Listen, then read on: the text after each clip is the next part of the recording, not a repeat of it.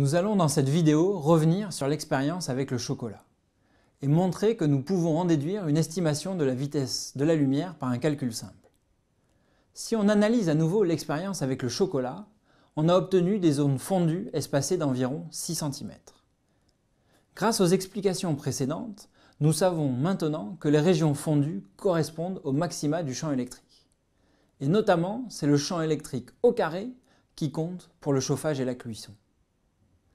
D'après les éléments de théorie présentés juste avant, la distance entre les deux régions fondues, représentées ici par les deux pics, est égale à la longueur d'onde lambda divisée par 2, c'est-à-dire la distance entre les deux ventres du champ électrique. Nous avons effectué cette expérience dans plusieurs micro-ondes et nous avons obtenu des résultats légèrement différents. On a donc une dispersion des données, mais en moyenne, on obtient des distances entre deux régions fondues qui sont de l'ordre de 6 à 8 cm. En effectuant une moyenne, on obtient que la longueur d'onde est donnée par lambda sur 2 qui vaut environ 6,5 cm.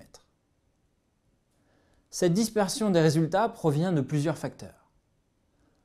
Le premier facteur vient du fait que les parois ne sont pas parfaitement réfléchissantes, à cause par exemple de composants tels que l'éclairage. Un deuxième facteur important provient de la géométrie du micro-ondes, qui n'est pas parfaitement parallélépipédique. Enfin, la structure du champ doit se décomposer dans les 3 dimensions, x, y et z. Et la vision simpliste de la cavité à une dimension, illustrée avec la corde, n'est pas très réaliste. Il en résulte que le champ électrique a une structure complexe. Ceci a été bien caractérisé par Michael Vollmer dans un article qui a montré par une analyse infrarouge que la structure du champ était complexe comme c'est illustré sur cette image. Donc une mesure précise de la longueur d'onde est délicate, mais on peut obtenir un bon ordre de grandeur. Ici, nous obtenons des régions fondues espacées en moyenne de 6,5 cm. Cette mesure va nous servir pour estimer la vitesse de la lumière. Pour estimer la vitesse de la lumière, partons de l'équation qui relie la longueur d'onde à la vitesse de la lumière et à la fréquence. La fréquence, nous l'avons vu, est donnée sur l'étiquette du micro-ondes.